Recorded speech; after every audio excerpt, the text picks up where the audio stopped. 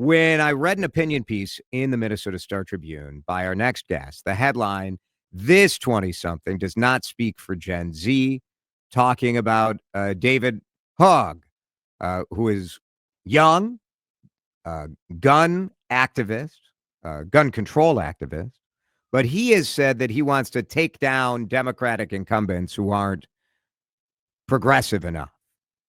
Haley Taylor Schlitz is an attorney. She's a writer. She's a community activist, a DFLer, and joins us in studio with another Gen Z perspective. Haley, it's so good to meet you. Thank you for having me on. It's good to meet you. What has jumped out to you that made you say, like, I got to write this? I think that there's a huge misconception that one person can represent an entire generation. And so I felt it was really important to add various perspectives and even opposing perspectives to what David Hogg and those who agree with him. This is not just about him, but rather what he is suggesting and what he's trying to use his platform for, and the pushback and how this does not represent all demographics of the wide range of Gen Z in our opinions. Your opening line: if the goal was to prove every critic right who thinks Gen Z is impulsive, self-centered, and addicted to online drama, David Hogg just delivered the template. Yeah. That is the criticism, right? That your generation gets too caught up in like the online drama. Yeah. Fair? Often, Is it a fair criticism?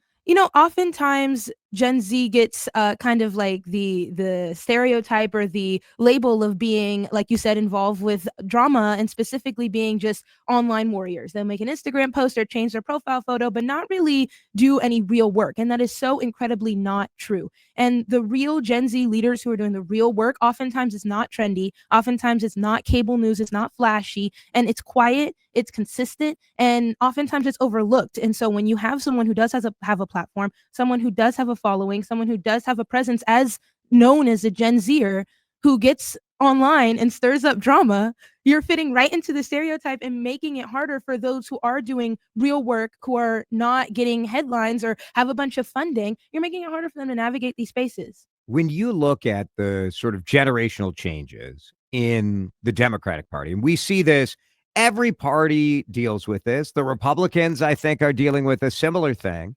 as the older Republican Party, pro-business, pro-compromise, pro-freedom. The younger Trump Republican Party is more, isolationist, America first. There are louder, brasher, compromise, forget it, I want to win. How do you look at the generational tensions that you're seeing right now? Right. And there's, as you were speaking, a quote came to mind by actually David Hogg, where he was saying, and I'm paraphrasing, but he was saying, Democrats have become the intolerant party, if you will. Snowflakes is the term of phrase. And because of that, young men specifically have turned to voting for Trump this most recent election because they feel they have to walk on eggshells. Otherwise, they're ostracized. And for me, I think that really calls the question, or begs the question, if you were ever progressive and for equity and for representation, if you can rationalize Trump. And if you could rationalize what he's doing because of the economy, or because Democrats are mean, or because Harris makes you feel uncomfortable. If that's the case, then you really need to do an internal evaluation on what your morals are. And I think that, like you said, as this generation comes of age, as any generation has, you're going to start to see these tensions. You're going to see Gen Z grow into who they are going to become. But Gen Z is the first majority minority generation, and most of Gen Z is still under 18. Most of Gen Z still has not voted. And so as I think more time passes, as more elections pass,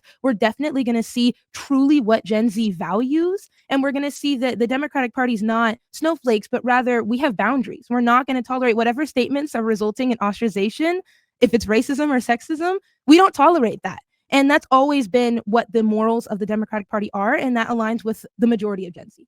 Haley Taylor Schlitz is with us. You are one of the first Gen Zers to graduate from law school, right? Yes. When you think about what you want in politics and in politicians that is maybe lacking or you're not seeing, what is that? I do think that there is a generational gap. And I think that there have been a lot of Gen Zers who have spoken out about times where we felt left behind or times where we felt that elected officials or their policies are not representing our generation. And I think, like I said, as we come of age, generations before us are going to start to acknowledge and listen more. I think that the approach that I wrote about in my column that Hogg has been taking on infighting and turning his fire inwards towards safe blue seats when there are battleground states, there are battleground seats that make the difference between life and death, that make the difference between liberty and happiness and being deported, or that make the difference between women being put in jail for murder for a miscarriage, or voting rights as Trump attacks the 14th Amendment. And his most important thing is young people need to focus on getting laid is not representative of what Gen Z stands for. So I do think that for me, I'm looking for generational connectedness. And I think a lot of the generations before us are looking for that too. Yeah. I think that they just heavily turn to one poster child because it's easy for cable news rather than looking toward the Black and brown leaders in the communities who are doing the real work. Yeah, there's no doubt that if you're like an older millennial or a younger Gen X who's like booking guests on TV, it's easy to have the, oh, well, this is the sort of celebrity Gen Z rep. And it's harder to find you, right? I mean, it's a little more work, maybe. And it begs the question. Although I did it, so it's not that much work. Okay, it's not that much trailblazer. Work. It's very doable. But I really do think it begs the question too. Hogg didn't put himself in this position. Who brought up his name and brought him into these spaces, and how can we make sure they're more aware of the real community leaders and grassroots organizers who are doing the real work, not for ego or brand, but truly for community and progress? Haley Taylor Schlitz is with us. I wonder, what you're talking about and that need for intergenerational divide or connection, rather. Here in our local communities, our local politics, we really see this tension playing out as well, where, and I don't know if the terminology is great, but it is, I think it's a shorthand that everyone sort of knows what you're talking about. So there's benefit to that. But in our cities, both Minneapolis and St. Paul, you have very progressive Democrats. Right. Some identify as Democratic Socialists of America. Right. And then you have sort of what are thought of as like more mainstream Democrats. Now, the way it gets discussed is like you'd think some of these mainstream Democrats are Trumpers. Right. You're like, well, no. Right. Like it's still no. Right. But when you look at that tension playing out, I mean, how do you see that resolving itself? Or is this just always going to be part of the tension? I think that oftentimes we get caught up in trying to find one law or one rule or one thing that'll fix all the problems. I think as America diversifies and as we address different groups and different communities and different issues that we see in our country, there's going to be new issues that arise and more difficult conversations that need to be had. But I think the way we go about doing that is not attacking safe blue seats, not attacking leaders who have been allies and on our side for LGBTQ youth, against book banning, for Black and brown communities, against deportation and making local police officers agents of ICE, those kinds of things. This is the perfect wrong time and manner to be infighting and attacking our leaders. This is exactly what the Trump administration and Republicans want, is this infighting, this not only distraction from what they're doing and the damage they're causing, but further, instead of attacking people who are extremists and hurting human rights, but not even politics, basic human rights, instead of attacking them and spending that $20 million on that, we're infighting and we're bickering with each other.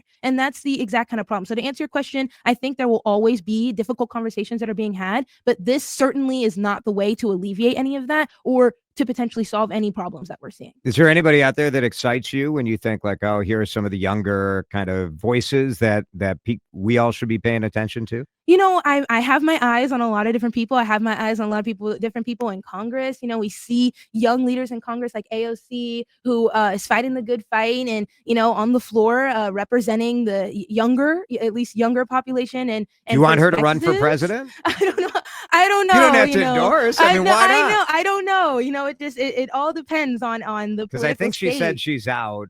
She's not going to stay in the House, right? Yeah. I've heard that rumor. I'm interested to see who's going to run for what.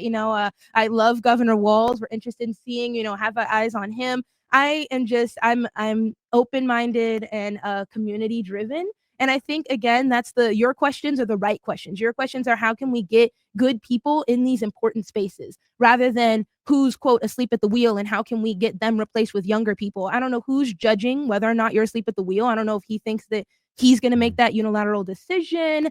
I don't know that's a very dangerous, slippery slope. So your questions are the exact right questions. Who are we excited about? How can we support them? Who do we think is going to run for president? How can we get that started early? I think part of Harris's campaign is that she only had 100 days. How can we get this started early? How can we raise momentum and excitement? Those are the right questions. I do think, like, once you're a certain age, you should have the sense to say it's time for another generation. And I don't know what that number is, but I don't know that our country's in a better place with a bunch of 70-year-olds running things. It's just, not to discount your experience, but like, you did it. Give it to somebody else. Yeah. That said, am I walking away from this job when I'm 70? Well, no, probably pass not. the torch. No, I mean, and that's exactly what intergenerational connectedness is. Like, we have the energy, we have the time, we have the motivation and the passion, and you have the expertise, you have the experience, you have the knowledge. That way we don't repeat mistakes, because that's a waste of time, and we're looking to make progress. This is a team effort, and this attack on people, especially in safe blue seats, you're risking losing those seats. Yeah. And that is not what we need. All right, my last question is, are there Republicans, young Republicans, where you look at and think, like, I admire the way they're doing it. I think they're worth watching?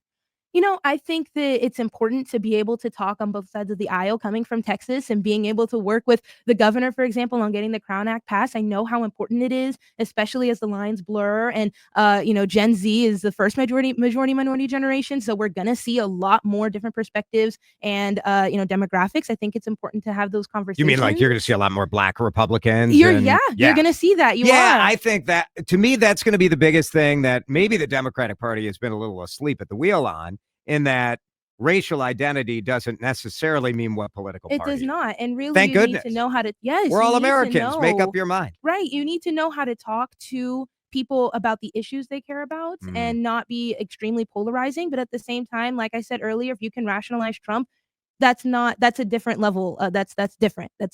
You're taking it to a different extent there. If you can vote for Trump because Harris makes you uncomfortable, or the Dems are snowflakes, or your feelings are hurt, those things are not in the same vein. But to answer your question, no, I'm really excited to see how obviously the country progresses, how Minnesota progresses. I'm excited to work with people of all backgrounds to make progress, and instead of infighting and attacking. Haley, fun to have you on. Thank you for coming in. Thank you for having me. Haley Taylor Schlitz. There's a name to watch.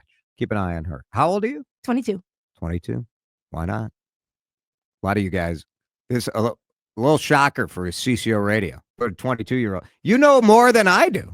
Let's have, let's hear from the 22-year-olds. That's what I'm saying. Thanks, Haley. Appreciate it. Thank you. 3:50, back in just a minute on Drive Time.